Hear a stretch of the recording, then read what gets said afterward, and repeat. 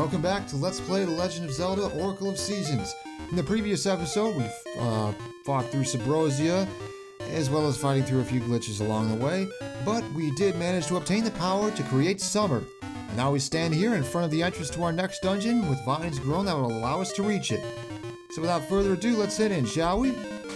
Welcome to the Poison Moth's Lair. This dungeon is actually one of my personal favorites in the game itself. It's, let's give these enemies a wide berth, shall we? You wanna, okay, that's a little too smart for their own good. Head off into this room.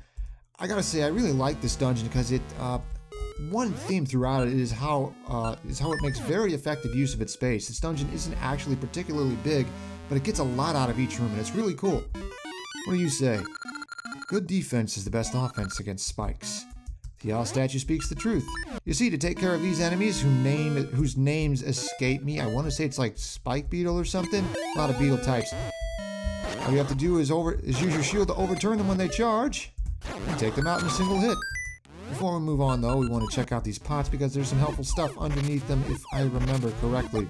Recovery heart. That'll do for now. Let's save the rest for later in case we need them. Mini Moldorms here. Those of you who remember the Moldorm enemies, Moldorm bosses and other mini Moldorm enemies in previous Zelda games, such as A Link to the Past and Link's Awakening, know how much of a pain they can be with their more erratic movements. But if you know how to handle them, they're still not too bad. Mind that pit there, of course. But here's this platform that's moving back and forth at just the distance that we can't cross. That's rather interesting if you know how these dungeons tend to be designed. Whoa, more of these guys. Not a huge problem, though. Gotcha. I always really like how the shield kind of hangs along Link's right arm in this. It's really cool. So we have another platform that's, once again, staying a distance away that we can't get to. Okay, this room is a pain. Why? They're back. Be very careful. Keep the floor masters at bay until you've killed them all. It's not very far of a distance to the entrance of the dungeon, but it's still a pain to get back. Especially if they grab you multiple times. But wait a minute. You want to be very careful here because you actually don't want to destroy all of the pots in this room. In fact, this one in particular, that was a lucky fairy pickup. This one in particular, you actually want to push over to this switch. And you see, if you try to push any of the pots from the other side of the room, you just block your way to this door. But now we can get here. These strange looking things here are called, I believe, arm mimics or just mimics. Either way, they imitate your movements. Well, they mirror your movements, so pressing left makes them go right and such.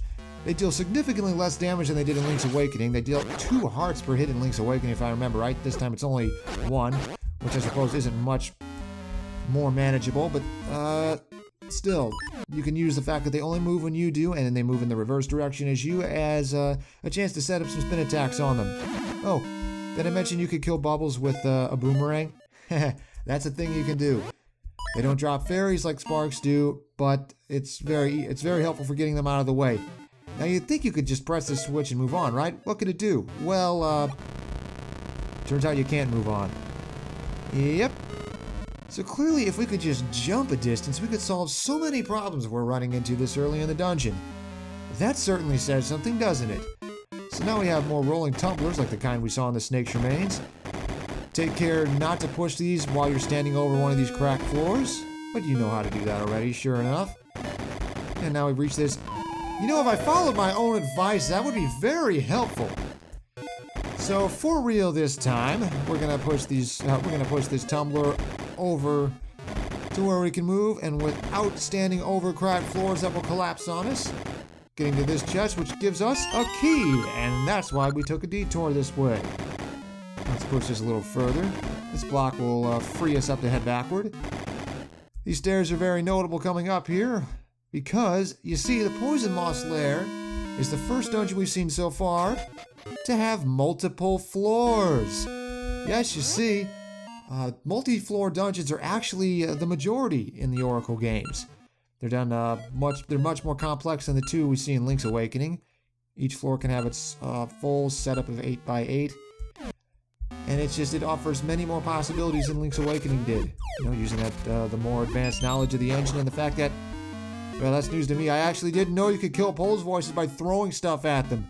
Though I suppose it makes sense because that's how you can kill them. That's one way you can kill them in Link's Awakening. However, there is another way you can kill them now. You don't have to use bombs or stray pots or etc. You see, in the Famicom version of Zelda 1, the original one, exclusive to Japan, you could kill Pole's voices by shouting into the system's built-in microphone. Since the NES didn't have those, they tweaked the international versions so that you could kill them with arrows. Well, you see, while we don't have a microphone on the Game Boy Color, we can create some sound of our own. Clearly these things have no taste in music. But hey, now we have a very easy way to kill Pole's voices. We want to head north at this fork first of all, keep these mini Moldorms at bay. Not a huge problem if you just swing your sword when they get close. They do take a couple more hits than most enemies do at this point though. And this chest gives bombs. Well, bombs from a chest at a dead end with this unusually marked part of the floor. Wonder what that can mean, right? Couldn't mean that there's a bombable wall here at all, could there? Yeah, they're kind of easy on you at this point. It's still early. And here is our dungeon map, especially since something as important as that was hidden behind a bombable wall. And as we can see, that is not what I wanted to do. As we can see, this dungeon is shaped like a moth or butterfly heading toward a flower. Kind of cool, isn't it? And as you can also see, this dungeon is on the small side. Only, just a second here. It's only 28 rooms big. That's actually not much bigger than the Snake's Remains. It's on the small side as far as Oracle dungeons go. They do get significantly bigger than this later on. But again though, this dungeon makes excellent use of its space, and there are several rooms where you will only be able to go through one part of the room at first and have to find another way to get to the other side. It's very interesting design, and I really like it a lot. Getting over through the west side of this fork isn't quite as easy as the north side, as you got to push a couple more blocks. Here's an interesting puzzle. The way onward is barred, and so we need to make the statues on the south end match the same lineup as the ones on the north end. However, it's easier said than done, because we can't simply push this one down and expect to be able to push it all the way over easily, because well, let me just show you. If I push this one down, I can't get there, right? Well, if I try to push this one down, I won't be able to push this statue to its rightful place. But if I try to push this statue down, I won't be able to push this one over. So this puzzle is actually a little more complicated than it initially seems. So what you want to do here is push this statue down, push this one down, push this one down. Then with some fancy movements, no, we actually want to push this one down as well. Use some fancy movements, push this down, push this over. And now we can move these last two statues into their rightful places. Yeah, even a more combat-heavy game like Oracle of Seasons isn't afraid to make you use your brain a little. Ooh, this one's cool. The central passage here, we see forks off to, not really forks, we see sections off to the north and south that we can't reach for the life of us. We're gonna have to find another way over there at some point. See how this dungeon makes such good use of its space? It's really cool, isn't it? All we can do is kill these Moldorms for a pickup. There we go. Got a net gain of half a heart out of that. Head onward. A couple more bubbles. Let's just get rid of them for the hell of it. Come on. Naturally, I took more damage than I wanted to with that. Can't get up there. I'm not sure how you can reach that Zol. Perspective, right? What's that? And over here, we have another one of these. Careful. We have... Well, here's a good time to mention. You see, you notice how that pit had a pattern at the bottom of it? Well, if you fall into a pit that has a pattern, you just end up on the floor below instead of taking damage and respawning at the entrance to the room. But while we're down here, we can take advantage of this situation. We got 30 rupees from this chest here. Off to the east is the other side of that pit we saw earlier on in the dungeon. And in fact, we are back near the entrance. So, our only option right now is to take the stairs upward. Let's be careful around this hard hat beetle. Get rid of you. Goodbye. So, any pit with this pattern, as you see here, will just drop you onto the floor below. And that's how you tell the difference between pits you want to fall down occasionally and ones that'll just hurt you. And now, it's a good thing that we picked up that key at the far end of that pathway on the first floor, because otherwise we'd be sitting here without a key to open this door. And once again, we have another platform we can't quite reach. So this room's a dead end with, ooh, yeah, this room is rather tricky. There are a bunch of arm mimics and this blade trap circling it that will almost surely hit you at least once. The best bet here is to stick to the center and lure the mimics to you. Use spin attacks to damage them as much as possible. Take out all three in one fell swoop, apparently. And I hope this dungeon, and I hope the item in this chest is important. Of course, you know it is. It's none other than Rock's Feather. You feel light as a feather, it says. Specifically, light enough to jump on command. That's something you don't see very often in Zelda games. There was not 2 hard hat beetles there earlier. Wonder what happened there.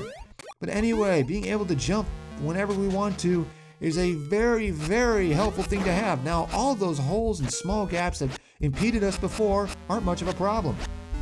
Get out of here. Come on. Go fall in a pit already. There we go. You too. Come on. Sorted boxes. There we go. So now we can actually jump over this.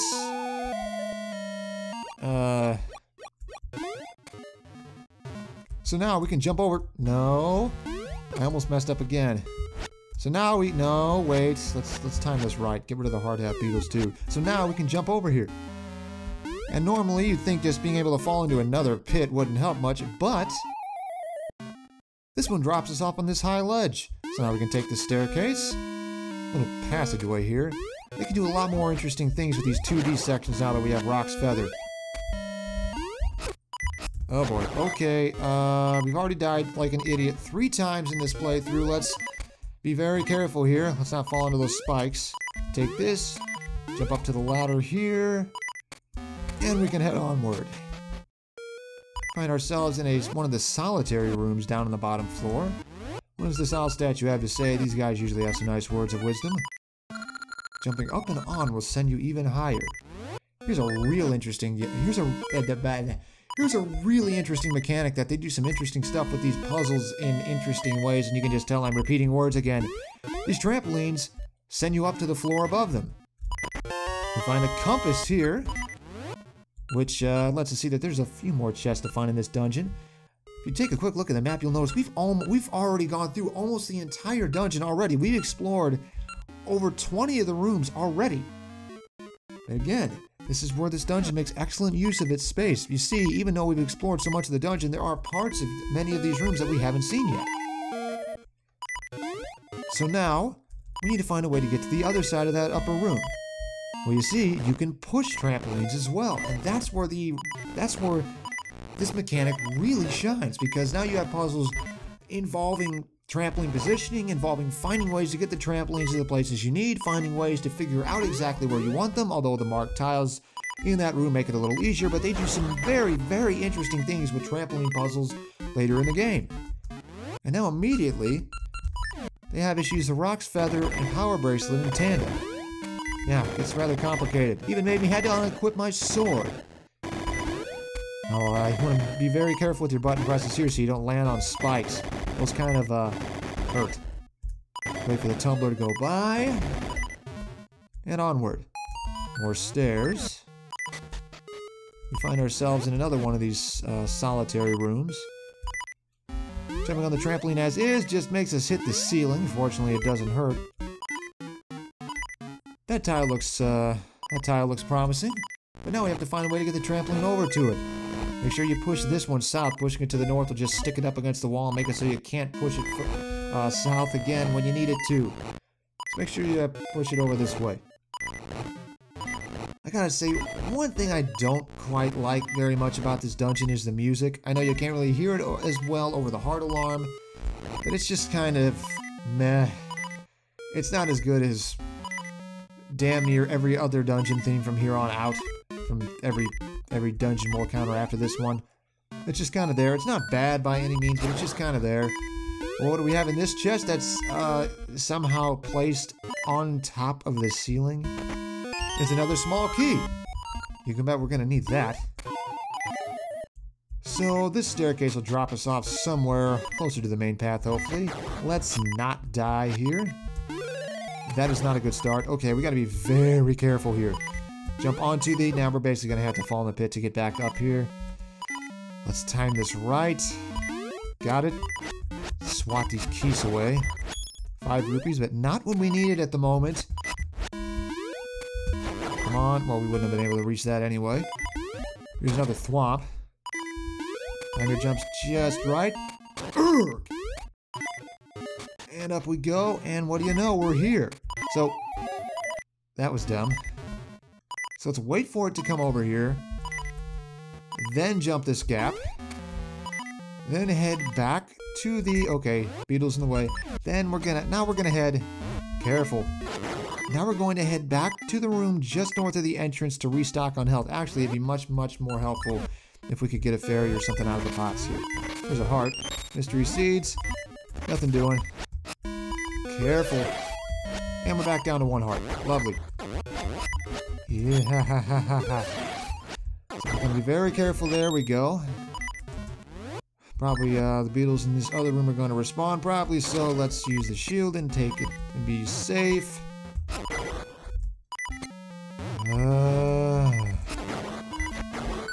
Sorry if this is getting a little dull at the moment, but I do not want to die like an idiot again. And besides, if I did die, I'd wind up back at the entrance anyway, so technically I'm kind of saving time if you look at it that way. I swear there's usually a fairy in one of these. Hearts. Either way, 3 hearts worth of recovery is still nice.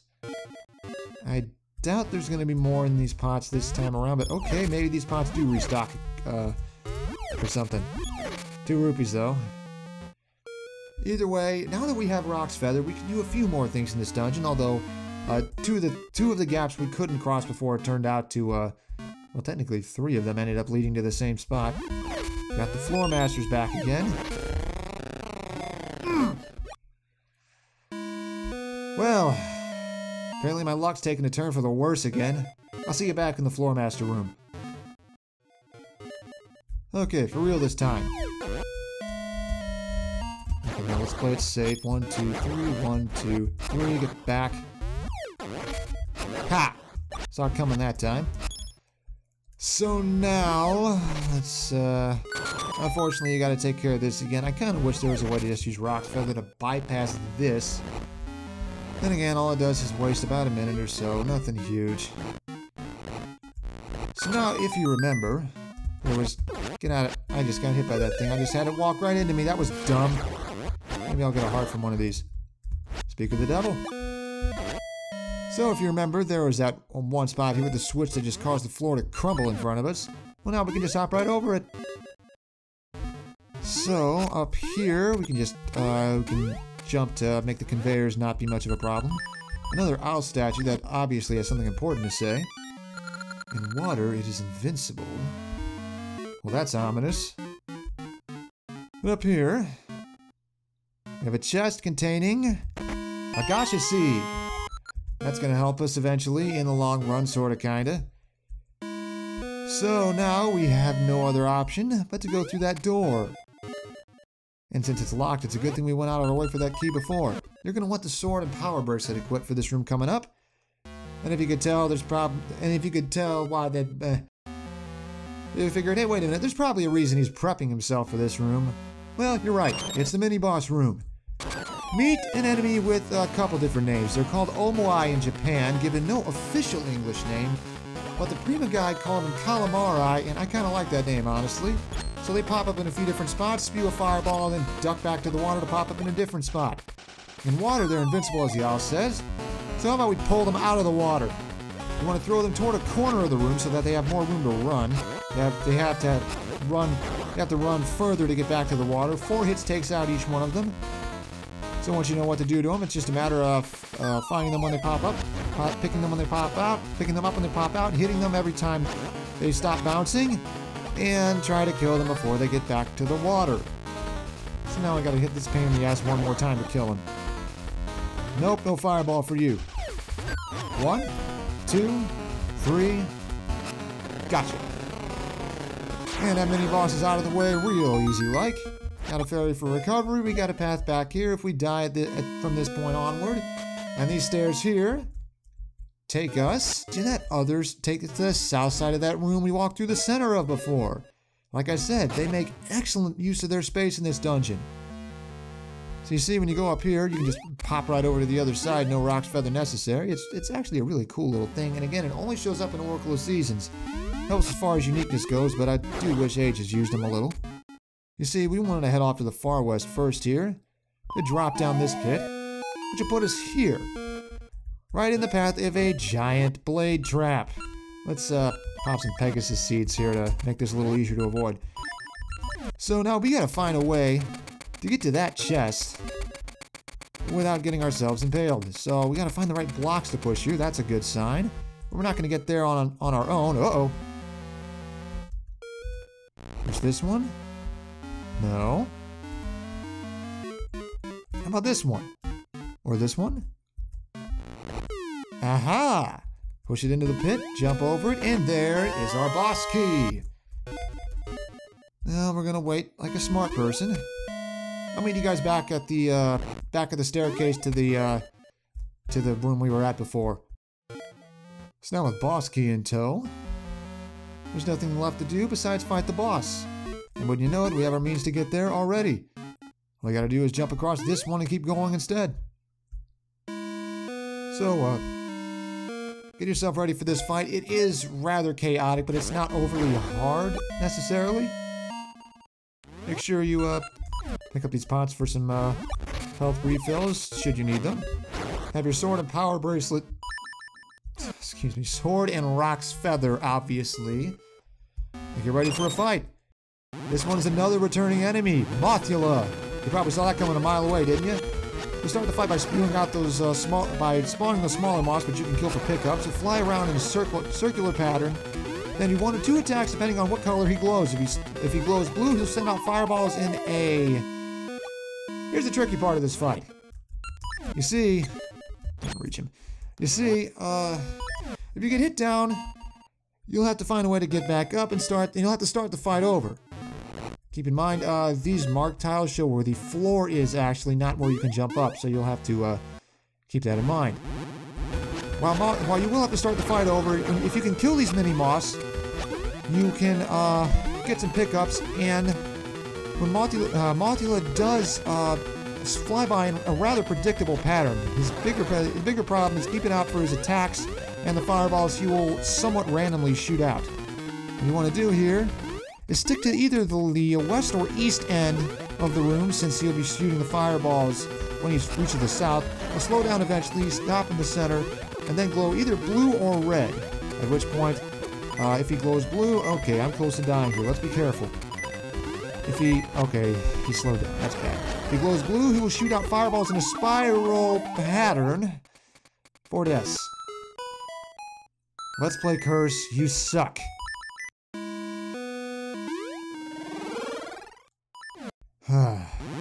If Mothula glows blue at any point, he'll shoot fireballs in a spiral pattern. If he glows red, he'll spawn more moths like he does at the very start of the fight. There, I said it. So you want to stick to his side here, because he shoots fireballs from north and south ends, not on the sides. Wait for him to stop. Whack him a couple times. He's going to spawn more fireballs here. Then immediately get to his side. Jump over him as he approaches, because the Rock's Feather does indeed take you through the Z-axis in this game. As you might remember, the Z-axis does exist here. It did not in Link's Awakening. More fireballs. So Rock Feather is the name of the game here. Use it to avoid attacks as necessary, because naturally, a poison moth, being a bug type, is weak to flying. Get him here, he's glowing red. That's more moths. That'll help us. Let's see if we can get some hearts. That was helpful. That one almost fell down. Nail him with a spin attack if you get the chance. Ooh, that was close. Come on, a little more, a little more. Just need a couple more hits. Mothula isn't all that bulky, to be honest. He doesn't take nearly as many hits as he does in Link to the Past. Remember that nightmare of a fight with all those moving parts and blade traps? Come on, come on, come on. Oh god. Oh god, okay. Easy. Easy. One more hit, one more hit. No, 2 more. Ah.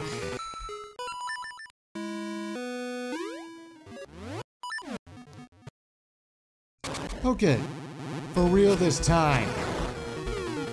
Yeah, that kind of hurt me, killing the moths as soon as they spawn and making the heart pickups fall down a pit. 3 hits, 4, 5, 6. Here come more moths. Alright, he's gonna sweep around again. 7, 8, 10. Jump over the fireball. When is he going to stop? 11, 12, 13. How appropriate. Mothula has finally bit the big one. Thank the gods. Thank Din in particular. Goddess of Power helped me out there, huh? But now we got a heart container in midair, no less. Sometimes it's obligatory. You land on the stairs. It's like jumping through. It's like when you're playing an old Mega Man game and you jump as you go through the gates. But anyway, finally, here's our essence room. You got the bright sun and essence of nature. Young shoots grow quickly under the warm rays of the bright sun.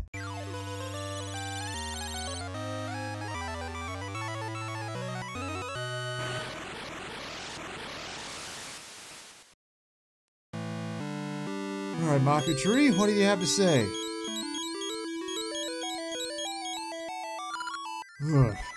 Thank you, Link. I too feel a bright sun. I dreamt of the waterfall on the mountain north of Sunken City. Perhaps the next essence is near there.